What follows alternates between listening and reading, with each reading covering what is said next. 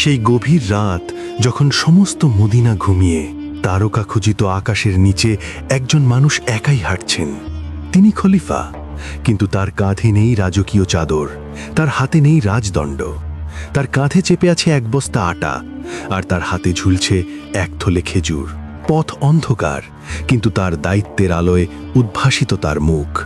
তিনি ওমর ইবনুল খাত্তাব। হঠাৎ থমকে দাঁড়ালেন তিনি।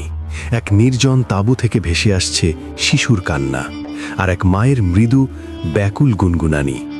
ভেতরে ঢুকে যা দেখলেন তা দেখে পৃথিবীর সবচেয়ে শক্তিশালী মানুষটির হৃদয়ও ভেঙে টুকরো টুকরো হয়ে গেল।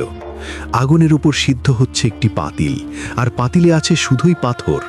ক্ষুধার্ত শিশুদের ভুলিয়ে রাখতে এক মা বলছেন, অপেক্ষা করো বাছারা, রান্না হতে আর দেরি নেই। ওমর জিজ্ঞেস করলেন, এ কি করছো মা?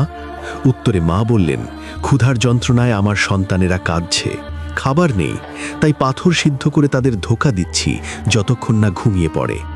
ওমর কিছু না বলে চলে গেলেন, কিন্তু তিনি বাজার বা প্রাসাদের দিকে নয়, গেলেন রাষ্ট্রের গুদাম ঘরের দিকে। নিজের কাঁধে চাপালেন মানুষের জন্য রিজিকের বোঝা। সঙ্গী বললেন, আমিরুল মুমিনিন, আমাকে দিন, আমি বহন করি। ওমরের উত্তর ইতিহাস হয়ে রয়ে গেছে। কিয়ামতের দিন যখন তাদের ক্ষুধার দায় জিজ্ঞাসা করা হবে, সেদিন কি তুমি আমার কাঁধের বোঝা তুলে নেবে? ফিরে এলেন সেই তাঁবুতে। স্বয়ং খলিফা নিজ হাতে আগুন জ্বালালেন, রুটি বানালেন, ক্ষুধার্ত শিশুদের মুখে তুলে দিলেন খাবার। মা বিস্ময় দেখতে লাগলেন। তিনি বললেন, আপনি তো আমার চেয়েও আমার সন্তানদের যত্ন নিতে জানেন, আপনি কে? তখন ওমর বললেন, আমি সেই ব্যক্তি যার শাসনে তোমার ঘরে আগুন জ্বললেও একটি শিশুর পেট জ্বলতে পারে না।